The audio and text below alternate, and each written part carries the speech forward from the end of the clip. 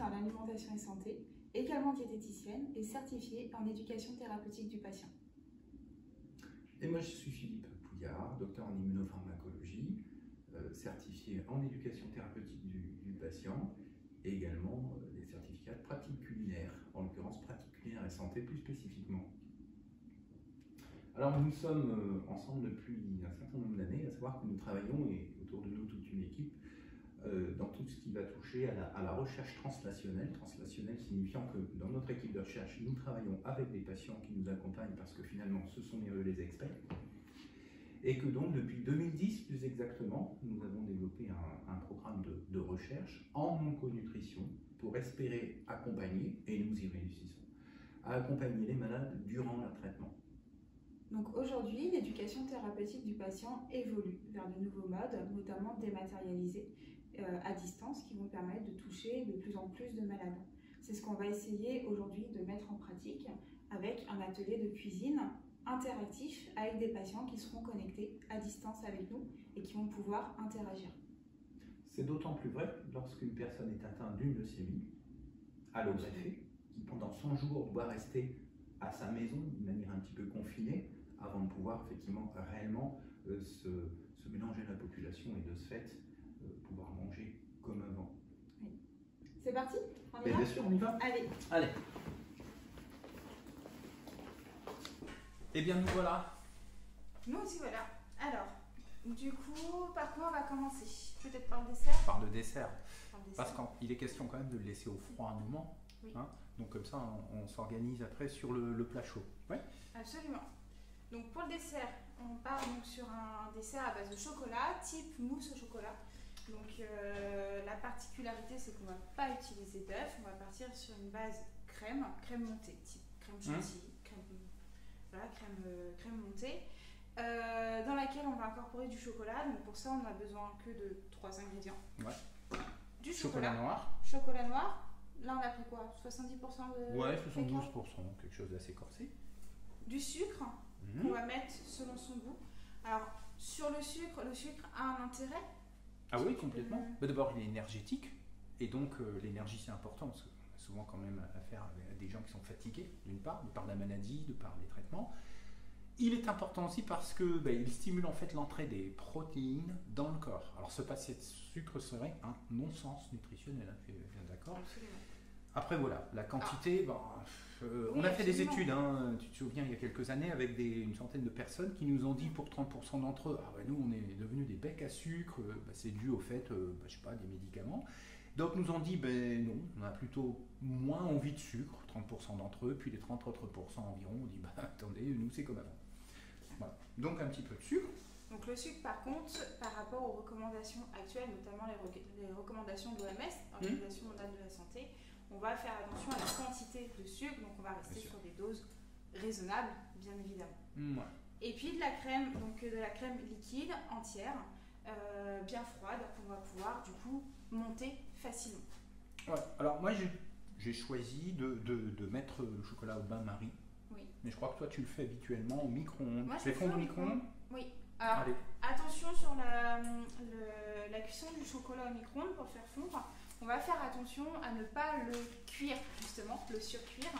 Donc, on va y aller par palier de 30 secondes. Et toutes les 30 secondes, on va remélanger le chocolat pour l'homogénéiser et faire en sorte qu'il fonde tranquillement. Voilà, ne pas le cuire trop vite. Au niveau de la puissance du micro-ondes, on peut très bien rester à puissance maximale de son micro-ondes. Généralement, c'est autour de 750 ou 800 watts sur le micro-ondes d'énergie. Là, je t'ai préparé une petite poche à douille. On verra si on l'utilise, mais dans le principe, je pense qu'on va l'utiliser. Pourquoi? Parce que on aurait dû mettre de l'œuf, hein, normalement. Enfin, avec un œuf, on fait foisonner en fait l'appareil, le chocolat. Donc, on a un développement de bulles. C'est très aéré, notamment au froid quand ça va se resserrer, parce que c'est quand même de la crème à 30%. Là, on aurait pu, avec 2 cuillères à soupe, faire des petites quenelles et puis servir. Ah, tu as une question? Oui, je te laisse finir. D'accord. On a une question qui arrive. Et là, je pense que ça va être un petit peu plus souple, hein, du fait que on n'a pas d'œuf. Oui, parce qu'on s'est mis dans une position où on n'a pas d'œuf. Et justement, la question porte là-dessus. Pourquoi vous ne mettez pas d'œuf dans votre mousse? C'est une question qu'on a de la part d'un internaute qui est actuellement en ligne avec nous. Pendant ce temps, tu veux bien Tu Je coupes vais le commencer à chocolat, couper le comme ça on chocolat. va le mettre. Absolument. Alors, donc l'œuf fait foisonner, c'est très bien. Et puis c'est un apport de protéines. On est quand même sur des menus, on l'a dit, entrée, plat, dessert, peu importe, le midi, le soir, quelque chose d'enrichi.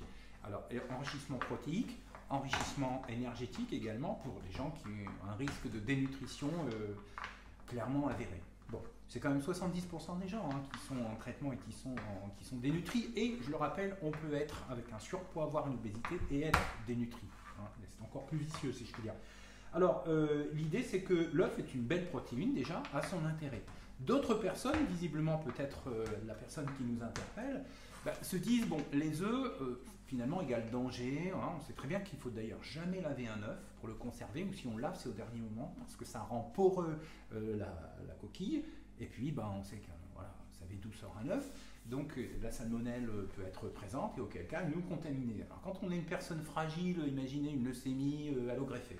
On a 100 jours de notre vie en post-greffe, où on doit prendre d'énormes précautions, et même quand on revient à la maison ensuite, bon, un œuf, on s'en passe même carrément pendant les 100 jours. Voilà, exemple, on vous fait une mousse pour ce cas.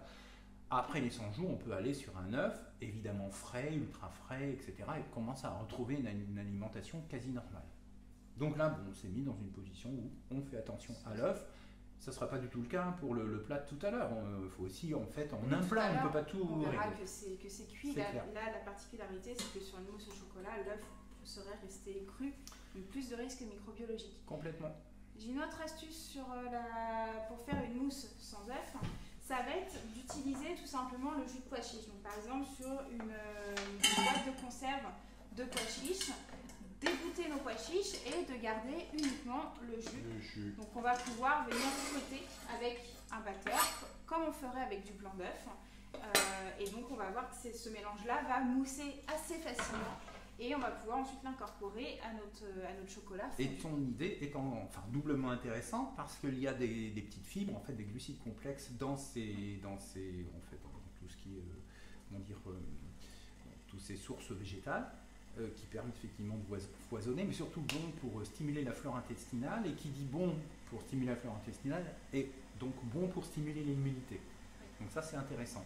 Donc il n'y a aucun souci là-dessus. Et bon de fait pour modifier le transit intestinal, plutôt l'accélérer, c'est ça, de le moduler et faire qu'on a un transit finalement correct. Donc c'est doublement intéressant. C'est à la personne de gérer en fait, en fonction de la bonne connaissance qu'elle commence à avoir de son corps, tout simplement, et toujours en relation bien sûr avec les recommandations diététiques du moment et son hôpital de référence, et puis aussi bien évidemment son médecin.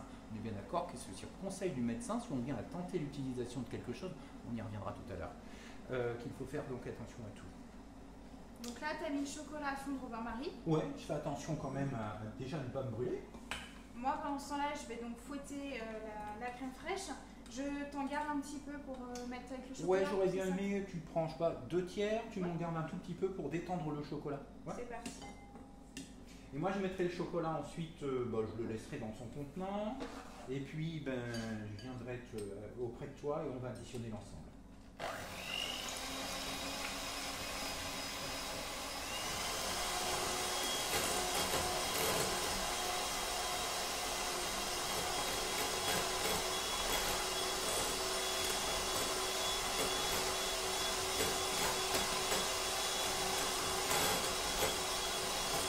Petite question que nous verrons après. D'accord.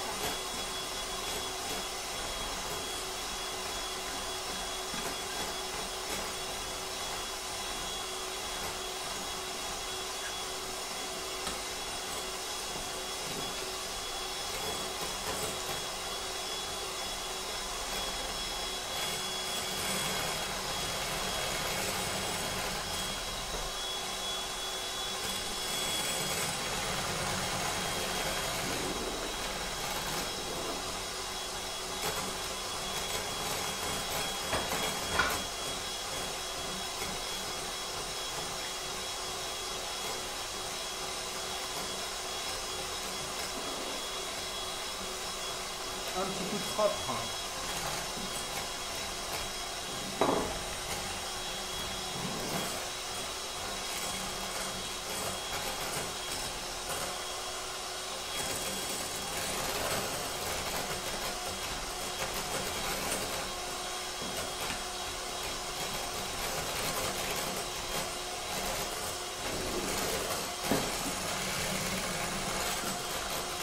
s'arrêter quelques instants. Juste pour dire que pendant ce temps, et comme ça on pourra manipuler en même temps, je vais prendre le reste de la crème, continuer de mélanger, hein, gentiment, avec un fouet hein, si vous voulez. Mais j'ai gardé une spatule histoire de, tout simplement, on va avoir besoin de la spatule après parce qu'on veut respecter le foisonnement que tu as tenté de faire. Donc un fouet après serait pas intéressant du tout parce que ça ferait retomber l'ensemble. Oui. Donc voilà, vas-y. Et je mets le sucre aussi. On y est presque.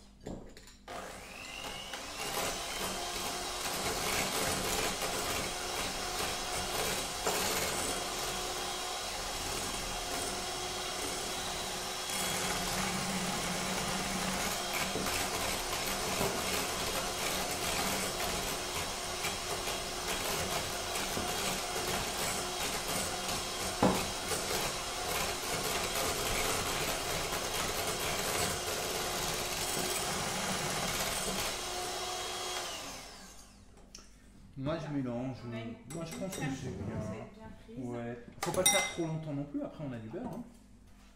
Hein. Alors moi je mélange l'ensemble, je vous avais fait des éléments de sucre aussi. Voilà. Alors certaines personnes utilisent du sucre, vous savez, en fait des sucres roux comme on dit, des vergeoises, du mascobado, du rapadura. Alors ce sont effectivement des sucres intéressants. Et j'en parle parce que en fait la question qui est apparue là, j'y viens, c'est qu'en fait il y a de la mélasse encore dans ces sucres et qui dit mélasse dit beaucoup de magnésium, potassium qui peuvent aider effectivement dans certains cas de figure et justement sur les recommandations de la diététicienne, dans certains cas il est préférable d'avoir plus de, regardez quand on a des crampes, du magnésium qu'on va retrouver d'ailleurs accessoirement dans le chocolat mais aussi dans un sucre comme ça qui est plus mélassé. Et la question qui est apparue pendant que l'on travaillait, c'était justement de la possibilité, voire je rajouterais de l'intelligence, de rajouter des épices. Et ben oui, pourquoi pas. Et puis d'ailleurs, ce sont des choses que nous avons travaillées, hein, parce qu'on a eu dans notre groupe de travail, hein, dans notre groupe de recherche translationnelle, des gens qui étaient diabétiques, tu te souviens, oui, et vrai. Qui nous ont dit, attendez, nous on sait, grâce à vous les diététiciennes, hein, de dire que la cannelle, par exemple, mais on sait qu'aussi la coriandre le fait, pour des plats cette fois-ci salés, fait baisser l'indice glycémique des plats. Donc c'est très intéressant de remettre dans un dessert comme ça de la coriandre. On a donc un appareil, tu disais. Sur les épices, on aurait aussi pu imaginer d'autres épices, comme par exemple du basilic, oui, par rapport complètement. à la sphère buccale. Oui, parce que la sphère buccale et puis finalement l'hygiène digestive, parce que le basilic est anti-inflammatoire, quelqu'un qui a une gingivite, des aftes, une mucite, tout à fait, bien ou sûr. De l'amande poivrée aussi contre les nausées, donc apaiser des nausées. Et donc ces éléments, on va pouvoir les ajouter sous forme séchée, donc sous forme de feuilles séchées, qu'on aura pu mettre à infuser dans la crème, par exemple la veille au soir, parce que là la crème on ne la chauffe pas, ou qu'on incorporerait directement en les écrasant un petit peu avec la paume de la main, directement dans le chocolat ou dans la crème. À l'inverse, le médecin ne serait pas forcément très à aller vous conseiller sur des huiles essentielles. Absolument. Pourquoi ? Parce que c'est très concentré, on le sait. D'où son intérêt, sauf qu'il peut y avoir des interactions avec les médicaments. Donc c'est bien à lui de gérer cet aspect. On l'incorpore dedans, tu veux dire ? Voilà, donc on va mélanger l'ensemble. Tiens, je te laisse faire. Merci. Et là, on va le faire doucement, d'où l'intérêt de la spatule. Si on prend un fouet, on va faire retomber l'ensemble. D'accord ? Alors, en fait, il se dit, mais bon, donc vous verrez dans la recette qui va s'afficher que, vous voyez, on met on met le double de crème que de chocolat. Voilà, pour faire simple. Et le sucre, c'est vraiment à vous de gérer. Puis c'est une recette simple, hein. Il faut attirer les enfants avec vous pour vous aider, papa et maman ou maman ont un souci, venez l'aider, ça fait plaisir parce que cuisiner, vous le savez bien, c'est aussi la notion de plaisir et de ce fait, on arrive à discuter à ce moment-là avec la famille. Et puis, de ce fait, de ces gens qui sont des aidants pour vous qui êtes malade. Et donc, à ce moment-là, c'est très important. C'est un moment de partage. Et puis, on dit toujours, hein, Julie, c'est manger est un soin. Oui. Et cuisiner fait partie finalement d'une prescription.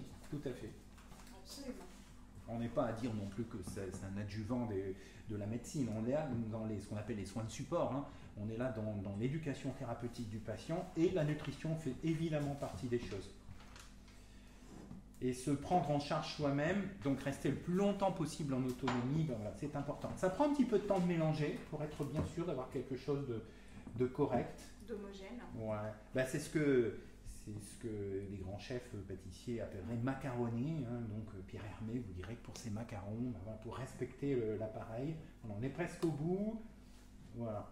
Et un bon chocolat qui a du goût pour les gens qui notamment ont une perte de goût, hein, donc une hypogueusie. Inversement, un chocolat un petit peu plus industriel, disons-le, si on veut un chocolat qui ait moins de goût, pour les gens qui iraient quand même sur cette mousse, mais qui par contre ne souhaitent pas que ce soit très fort. Franchement, c'est aux gens de gérer. Voilà. On en voit la fin, puis vous savez, dans tous les cas, dans la poche, on peut la malaxer un petit peu, et puis ça va Oui, être si besoin pour Alors on va peut-être reprendre, on va le faire à deux. On va le faire à deux. Ouais, c'est une fort bonne idée. Si Allez, vous n'avez pas de commis sous la main, n'hésitez pas à prendre par exemple un verre doseur un peu haut ou un vase ou quelque chose qui serait haut dans lequel vous pouvez mettre la poche à douille et la coincer pour vous aider. Allez, on y va. On essaie de, voilà, pas en mettre trop sur les bords et tout ça va repartir le temps qu'il faut. Logiquement, justement, en fin de notre travail, je continue de verser. Là, on devrait être bien à la fin de notre attendre atelier. à peu près 1 heure, donc peut-être Ouais, sur un atelier d'1 heure, comme on envisage de le faire pour vous. Et on égoutte, hein. Et en plus, c'est bon. Donc là, plusieurs solutions. On va pouvoir ou fermer la poche avec une petite pince en plastique, ou alors on va pouvoir la tourner, voilà, comme ça. Ouais. Sans forcément faire de nœud et la poser bien à plat dans le frigo. Et si on n'est pas sûr d'avoir tout à fait le temps par rapport au moment où on décide de manger, franchement, 20 minutes au congélo, ça va déjà bien raffermir les choses. Bien, on va s'installer maintenant pour le plat. Alors le plat chaud, on a pris soin, au moment où on a démarré le dessert, de mettre notre four à température. Bon, tout type de tarte, parce qu'on va faire une tarte, en fait, un équivalent de quiche si vous voulez, au poisson et avec un végétal dedans. On revient sur les ingrédients dans un instant. Donc le four, écoutez, 180-190 degrés. Et puis le temps qu'il faudra une nouvelle fois en fonction de la charge d'aliments qu'on va déposer dans ce fond de tarte. Possiblement, allez, là on est aujourd'hui sur 35-40 minutes. Alors, on va le faire à base de poisson, premier ingrédient. On en discute dans un instant. Écoutez, asperges. C'est la saison pour nous qui parlons face à vous aujourd'hui. La pâte à tarte arrive.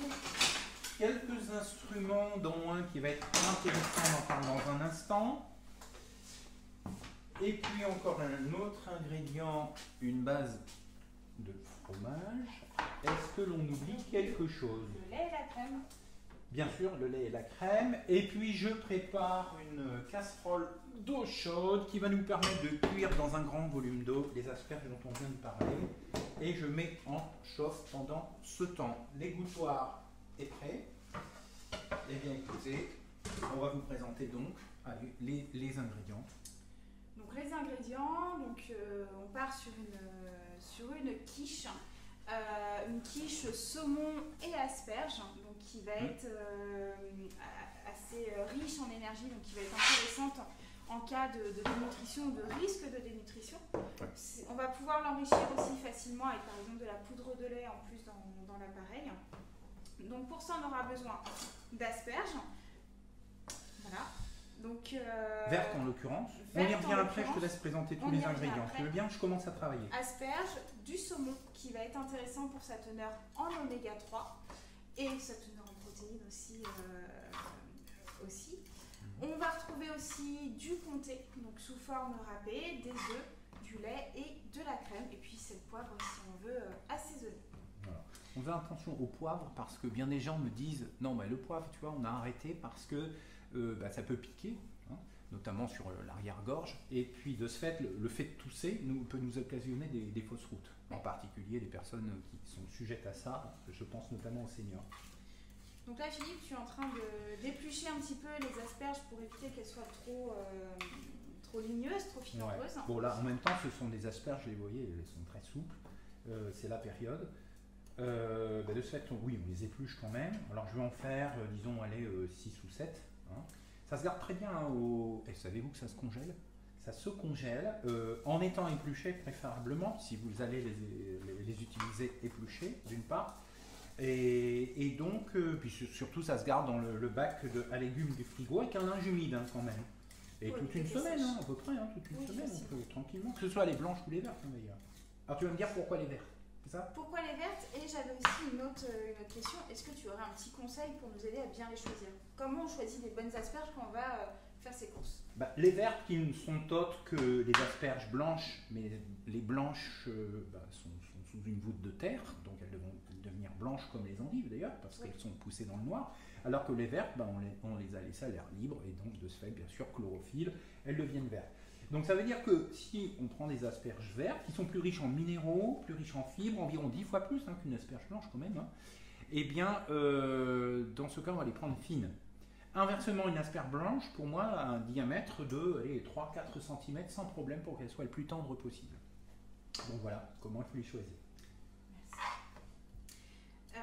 Pendant que tu épluches, moi je vais préparer l'appareil à quiche, peut-être. Ça vient de... Il y a une question. Il y a une question qui demande si on peut utiliser des asperges en boîte. Oui, absolument. Oui, bien sûr. Écoutez, parce que quand on est fatigué, on le sait très bien, on ouvre la boîte, on les goûte et puis on les utilise. Nutritionnellement, vous savez, les conserves, tout comme les produits surgelés, conservent 80-90% de leur profil nutritionnel. Et quand on est fatigué, l'essentiel, c'est d'avoir recours déjà aux 80% restants et d'intérêt nutritionnel, et ça, il suffit. Et donc, ça évite de devoir attendre la saison des asperges pour pouvoir consommer aussi. Et puis, en fait, je vois qui a posé la question. C'est quelqu'un qui donc est soucieux de son immunité. En clair, dans les cas de leucémie allogreffée, vous avez cette personne qui doit pendant 100 jours être très respectueux par rapport aux œufs, on en a parlé tout à l'heure.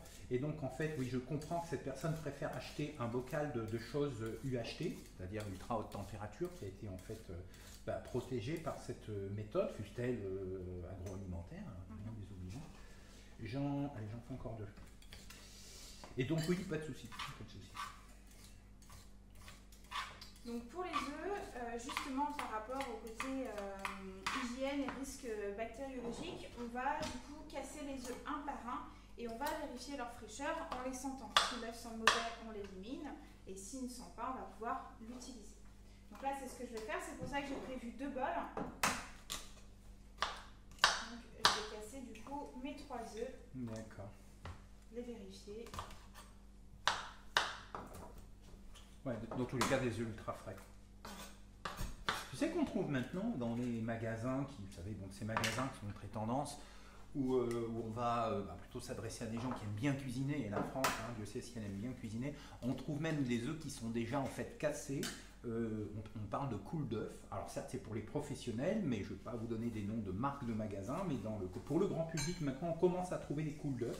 Il n'y a rien de particulier. Ils ont cassé des œufs qui n'étaient pas de la bonne taille, vous voyez, et puis que de ce fait, vont être mélangés simplement dans un pot, évidemment une durée de conservation limitée, faire attention.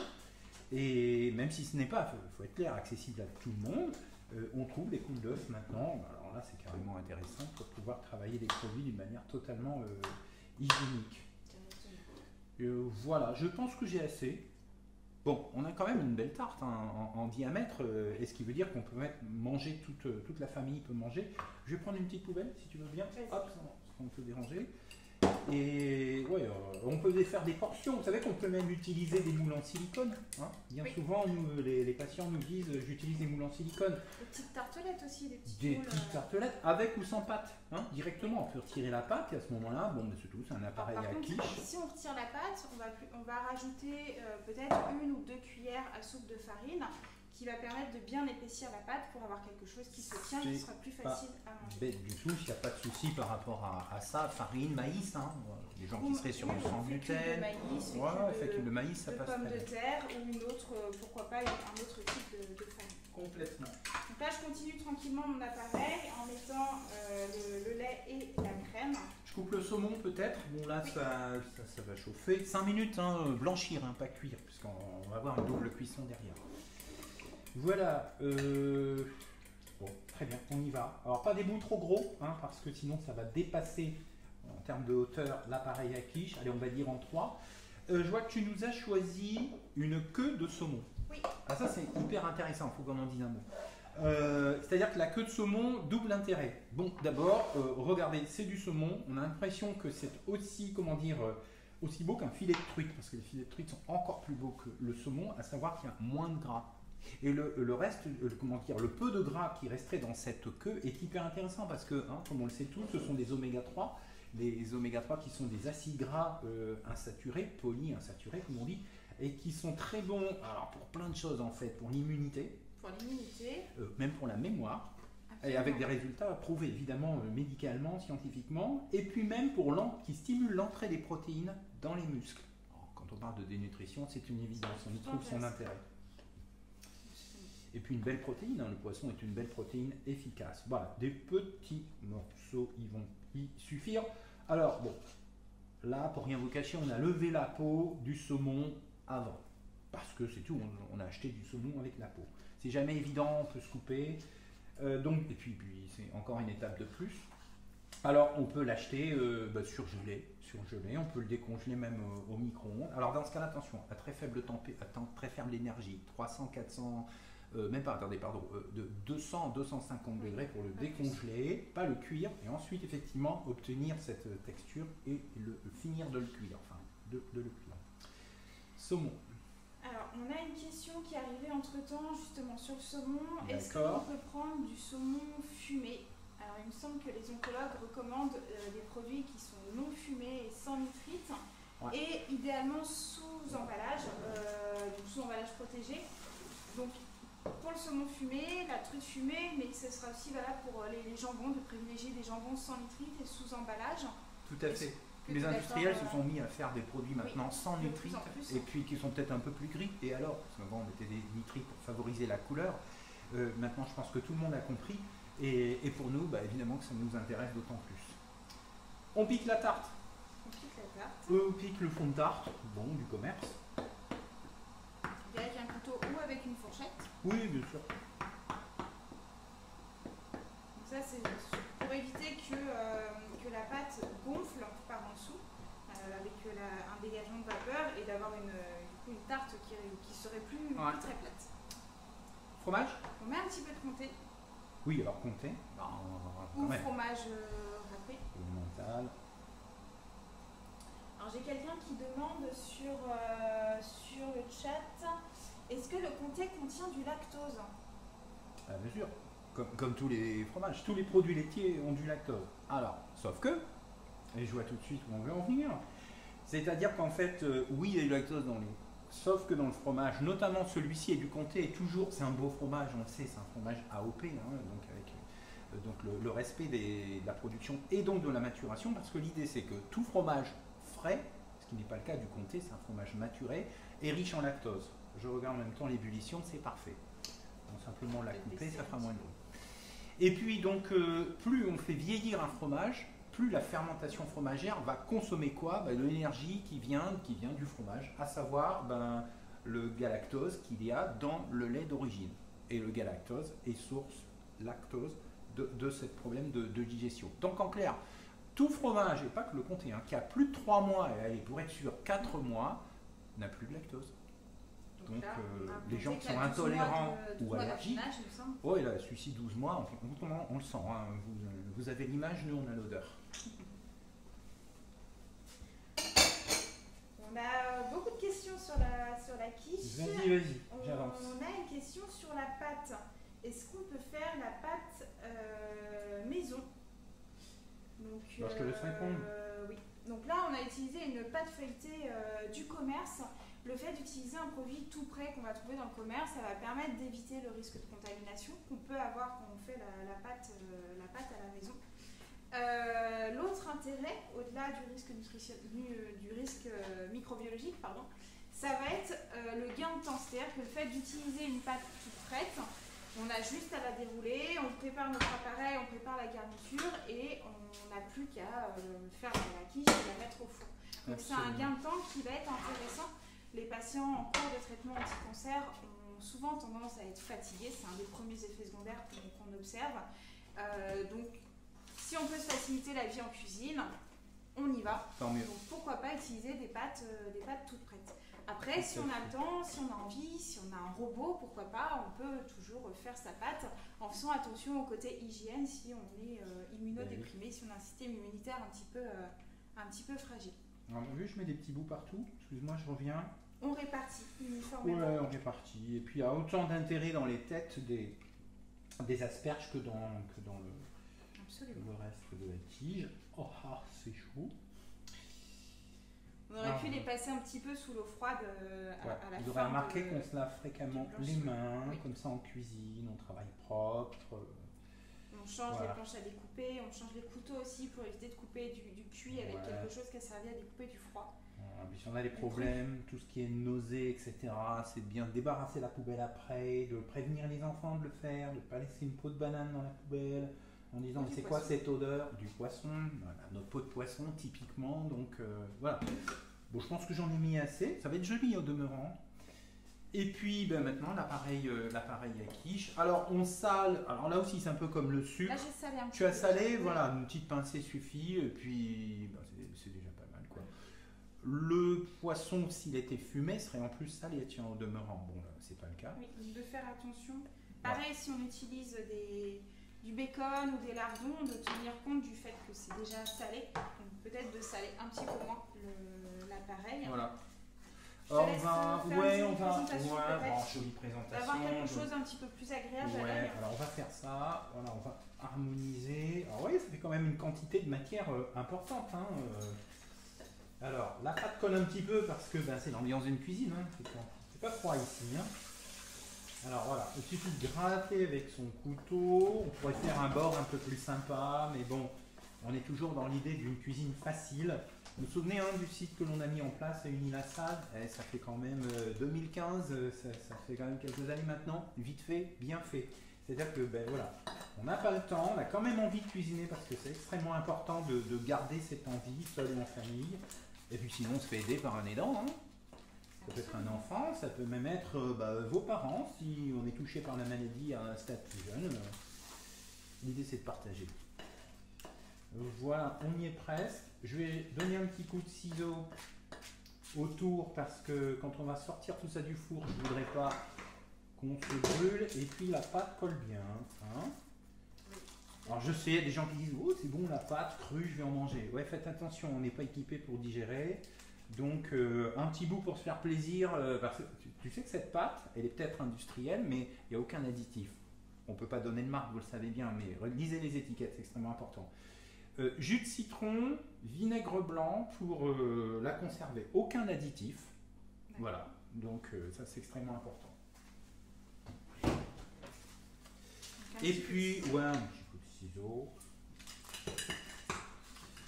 Et je vous le rappelle, donc préchauffage et donc cuisson aussi bien sûr à 190 degrés, 180, 190 degrés, enfin plus vous baissez la température, plus ça mettra longtemps.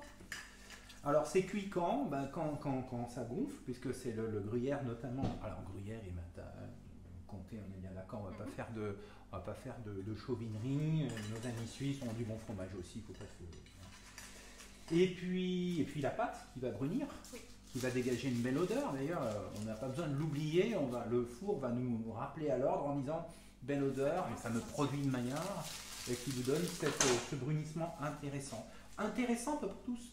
Parce que finalement, certains vont dire, regardez, moi je suis nauséeux, donc on n'accélère pas trop, on va pas trop loin dans le brunissement. Puis d'autres vont vous dire au contraire, moi attendez, j'ai plutôt une hyposmie où on sent moins les choses, je veux des choses un petit peu plus caramélisées, comme on dit. Voilà. On a quand même à peu près 40 minutes de cuisson, 35-40 minutes à surveiller. Voilà. Donc, on met au four et puis j'ai une autre question qui est arrivée. Donc, dès qu'on en je la mets au four et puis on gère la question.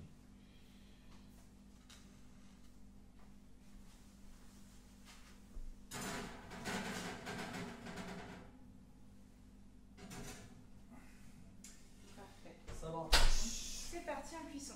On avait bien évidemment mis le four à préchauffer à 180 degrés, il me semble, 180, 190. Oui, j'ai mis 190, comme ça, ça va redescendre, après on verra. Donc la question qui est arrivée, c'est est-ce qu'on peut rajouter des épices dans la recette et si oui, lesquelles? Donc La tout à fait réponse- bien cuite, mais Parfait. parfait. La réponse est oui, on peut ajouter des épices dans la recette. Des épices qui déjà vont se marier avec la garniture, donc là en l'occurrence avec le saumon et les asperges, et des épices qui vont pouvoir avoir un intérêt par rapport à des effets secondaires qu'on va rencontrer à un instant T. Donc par exemple du gingembre, donc du gingembre en poudre ou du gingembre frais qu'on aurait pu râper, incorporer directement à l'appareil dans ces cas-là. Donc le gingembre qui va être intéressant pour des nausées par exemple. Ouais. Qu'est-ce qu'on pourrait mettre d'autre, tu C'est penses aussi à un quoi? dépuratif intestinal, Oui, un aussi, anti-inflammatoire buccal, aphte, gingivite, mucite, inflammation de l'arrière-bouche. Alors, après, ce n'est qu'un exemple, hein, cette quiche, on est bien d'accord, mais dans d'autres supports, on peut utiliser, on parlait de la cannelle tout à l'heure, hein, je crois, dans le dessert, mais donc si dans un plat ou une entrée, on peut mettre d'autres supports. La cannelle peut être sur un plat. La sucré coriandre salé. avec une viande blanche, aussi ce serait moins heureux hein, de mettre la coriandre. On a quand même saumon, en l'occurrence asperges. Ça aurait été saumon brocoli. On peut aller sur de la coriandre par exemple, mais là c'est une histoire de chef, c'est surtout une histoire pour vous de goût. Un petit peu de fenugrec peut-être, qui Alors, va permettre la fixation des protéines. Oui, c'est une très belle idée. Le fenugrec, il s'écrit fenugrec. En fait, c'est une petite graine qui est très dure à la base et qu'on vous vend en fait généralement dans les épiceries, les petites boutiques ethniques, parce que c'est très connu du monde indien et du monde du Maghreb, parce que justement, et c'est connu aussi des sportifs. Oui. Tiens donc, pour la bonne raison que justement ça donne de l'énergie, un petit coup de fouet, c'est pas du tout énergisant, c'est que justement le coup de fouet vient du fait que ça stimule l'entrée des protéines dans les muscles, tout comme les oméga 3 le font aussi. Donc vous voyez, c'est un cumul de choses. On n'est pas à des doses, loin de là, thérapeutiques. D'ailleurs, le mot n'existe pas dans notre vocabulaire, ni même de stimuler un effet biologique dû à un médicament. Non, il est d'accompagner pour éviter des effets secondaires et qui permettent au médicament d'avoir un maximum d'activité. Vous voyez, c'est quand même différent. Et c'est donc la dose qui fait, et donc la réitération, parce que là, aujourd'hui on parle de ce plat, demain vous allez réutiliser notre épice, notre aromate, une autre source de protéines, ce qui fait que tous les jours vous allez comme ça, tout en prenant plaisir, on est d'accord, vous allez donc pouvoir manger pour vous adapter à votre problématique. Et ça, et c'est vous en plus qui allez décider d'être autonome, il n'y a rien de mieux que ça. Hein. C'est une base neutre qui permet justement cette. C'est une base neutre. Et ça vaudra pour des soupes, ça vaudra pour des smoothies, on peut comme ça utiliser énormément de supports pour pouvoir adapter. Voilà, on en est que. Donc, bon, voilà, on la a du quiche temps en maintenant. cuire. Ouais. Là, c'est parti pour 40 minutes. Pendant ce temps-là, notre mousse va prendre tranquillement au frigo. Donc, nous, on va ranger maintenant, en attendant que ça cuise. On va ranger en attendant que ça cuise. Et puis, je ne sais pas s'il y a d'autres questions. Pour l'instant, non. Pour l'instant, non. Non, mais n'hésitez pas. Hein. Voilà. Ce genre de support, vous le voyez, allez, il faut le dire, le Covid nous a mis à distance. Maintenant, on est à la maison. On commence à avoir une petite odeur qui pointe dans notre dos. Donc voilà, si chez vous la refaites, vous allez voir. Après déjà 15 minutes de cuisson, on a déjà du plaisir là. Et tout en discutant, disais-je, le Covid nous a mis à distance. Donc ce qui fait que on est heureux d'être avec vous aujourd'hui parce que, et vous qui pouvez cuisiner chez vous, et donc de ce fait de vous accompagner. Quelqu'un qui a justement des problèmes d'immunité, il est content d'être chez lui, hein, parce que dès le départ, on est invité à rester un certain temps chez lui. D'autres personnes qui sont loin parce que problème de véhicule, on le sait, c'est pas forcément simple, on n'est pas motorisé, ou son aidant n'est pas libre aujourd'hui, donc on est content d'être avec vous aujourd'hui pour ça. D'habiter dans une zone un petit peu difficile d'accès, il faut bien le dire, dans des campagnes, dans des zones montagneuses, on est là aussi heureux de vous toucher et puis de voir tout cela en replay surtout. Donc ce que l'on peut faire, on pourrait essayer de monter la mousse que l'on a en fait fait un petit peu avant. Ce que l'on a fait, c'est que l'on a préparé le dessert avant. Là, on vous a montré comment le faire, mais un dessert est déjà prêt au frais. Comme ça nous permet de vous montrer le montage. On fait ça? C'est parti. Et puis on continue de discuter. N'hésitez pas, hein, le forum est fait pour ça. Est-ce que tu aurais un petit bol pour un petit bol pour, s'il te plaît. presser la mousse?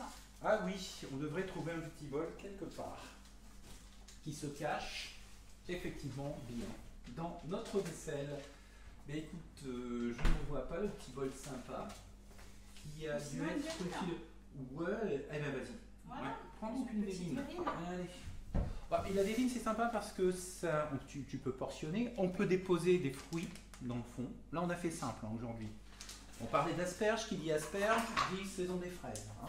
Bon bah prenez des bonnes fraises, mettez-les dans le fond, coupez des petits morceaux ou en deux. Et puis bah, maintenant, tiens, je te laisse Ça faire. peut être avec des fruits au sirop aussi. Des hein, fruits au sirop, des oreillons, et des en saison, haricots, des pêches, absolument. Les au sirop avec le chocolat. Ça se marie tout bien. à fait. Hop. Une petite Alors. pomme en hiver et notre mousse. Alors on va voir si on parle de mousse ou de crème. Là, on va Parce plutôt parler de crème, à mon avis. Ouais. Oh, puis il n'est pas une fois, on a une recette qui a les mêmes proportions, vous l'avez dit. Hein. C'est 2 fois plus de crème que de chocolat. Voilà.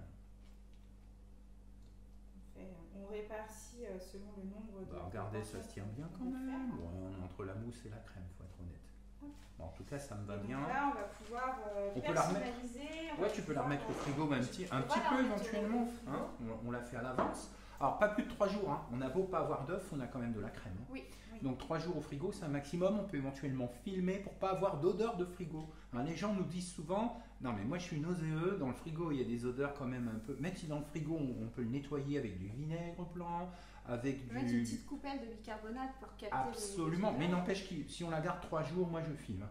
Hein. De toute façon, dès qu'on a quelque chose qui est riche en matière grasse, la matière grasse va capter les odeurs. Donc forcément, si on met notre crème au chocolat telle qu'elle dans le frigo sans film, elle va capter toutes les odeurs qui sont dans le frigo, puisqu'on a la matière grasse à la fois dans la crème entière et dans le chocolat. Tout en fait. Là, on pourrait décorer avec des pépites de chocolat, des morceaux de fruits comme on disait, donc frais ou au sirop. On pourrait aussi imaginer, je sais pas, des petites perles de chocolat, des petits vermicelles, un petit peu tout ce qu'on veut pour le côté gourmand. Ou pourquoi pas des brisures de spéculoos, par exemple. Ah ouais, ça c'est bien, on peut le mettre au fond ou au-dessus. Oui.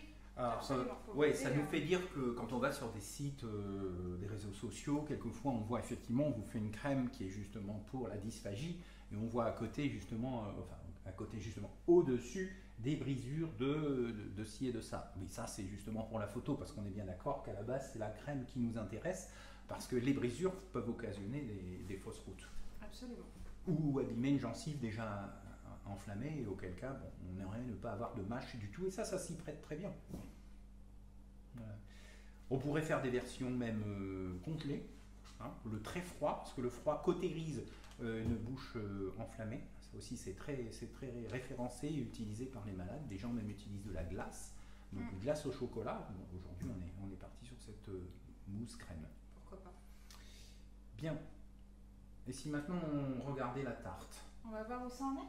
Alors, ouais, on est... je regarde le chronomètre parce qu'on a caché un chronomètre et je ne vois pas de tarte encore prête. Alors, moi je vous propose une chose, vous êtes d'accord, vous qui nous écoutez, ben, c'est de démouler une tarte que nous avons préparée à l'avance. Puisqu'en fait, ben oui, on est des vicieux, on fait tout à l'avance. Et puis, comme ça, on continue de vous montrer le résultat final. On va prendre une planche à découper peut-être pour la placer. Ouais.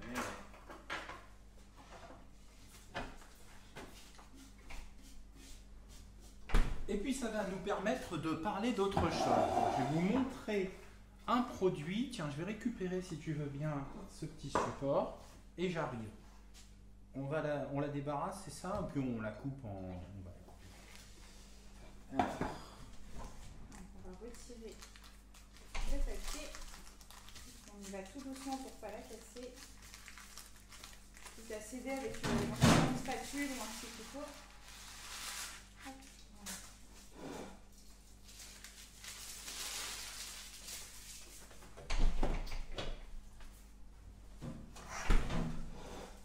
Alors, est-ce que je vais étonner, voire sidérer, voire irriter mon auditoire, notre auditoire, si je vous montre des bâtons de surimi?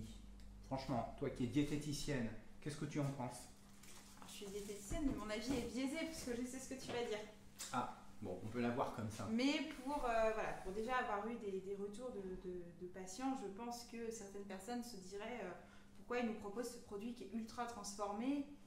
Voilà, c'est chimique, c'est pas naturel. Plein de colorants, Qu'est-ce que tu pourrais répondre? plein de sucre. Réponse vraie pour certaines marques, donc je me suis bien gardé de vous ouvrir la boîte devant vous, parce qu'au final, on a tous le même produit apparemment.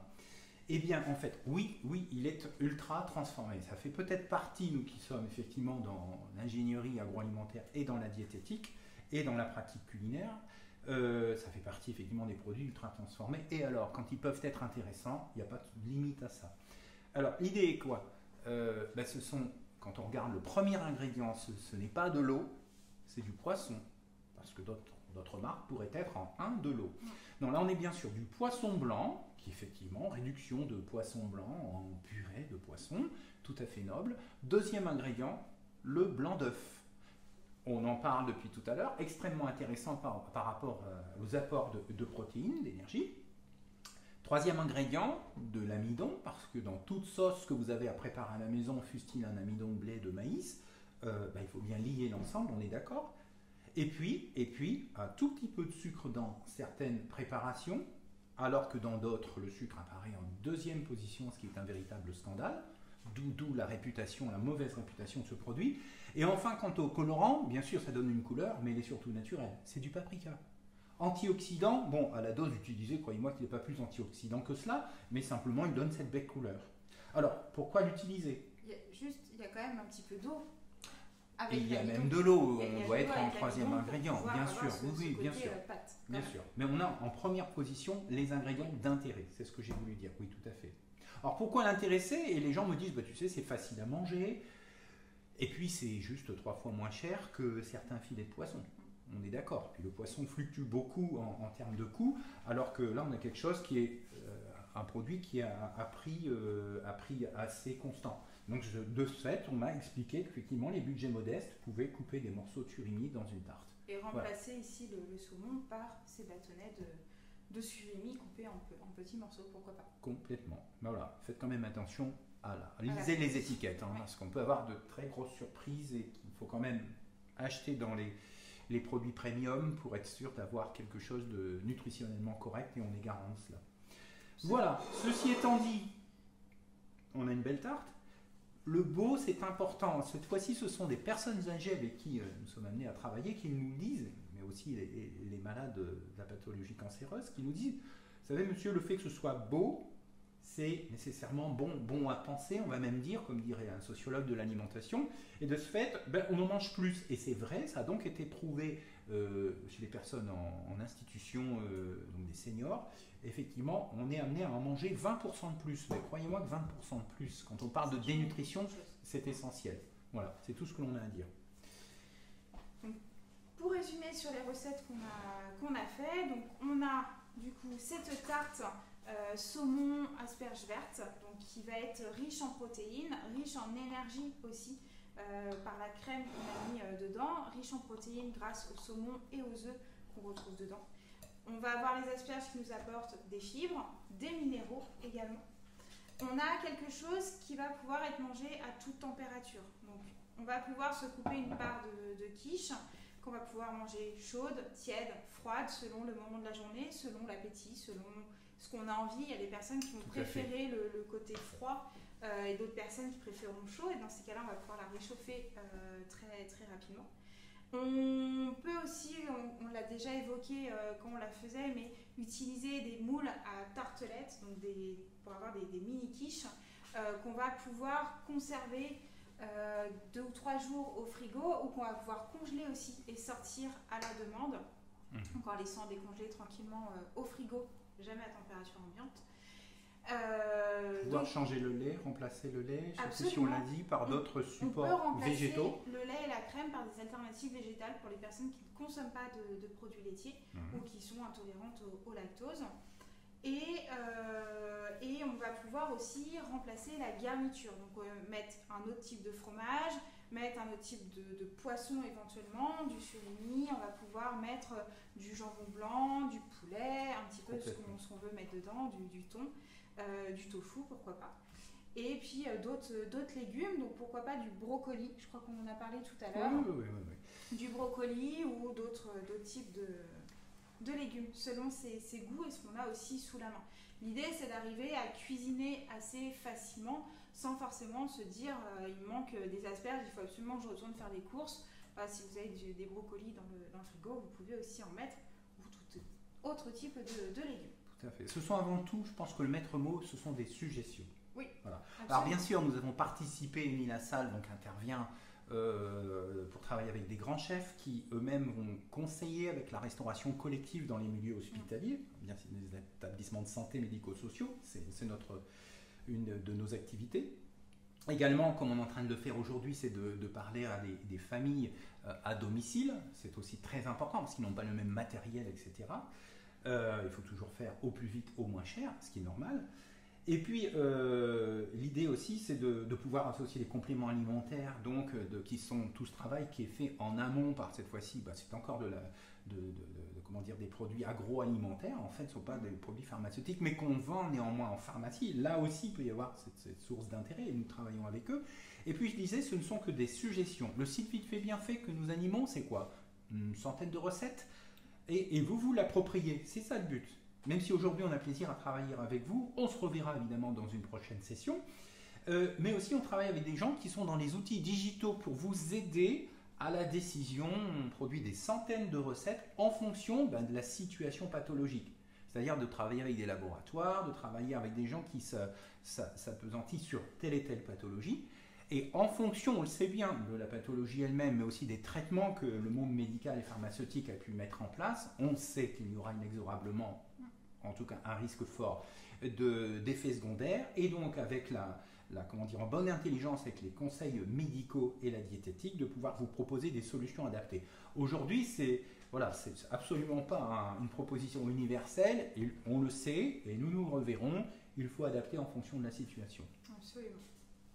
Et donc pour finir ce repas, en dessert, la petite mousse crème au chocolat qui est très riche en énergie, qui a une texture onctueuse aussi, donc qui va fondre dans la bouche et qui va être très intéressante pour les personnes qui ont des problèmes au niveau de la sphère buccale, donc une sécheresse en bouche, des difficultés à déglutir, donc des troubles de la déglutition, éventuellement des aftes aussi. On a des patients qui vont chercher des choses assez grasses qui vont venir protéger, former un film protecteur au niveau de la sphère buccale.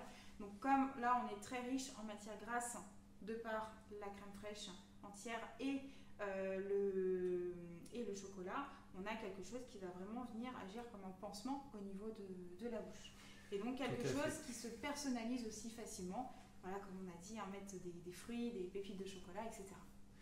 Bien franchement, je ne sais pas toi, mais j'étais heureux évidemment de passer ce moment habituel avec toi, avec les familles, d'essayer de transmettre, c'est notre vocation.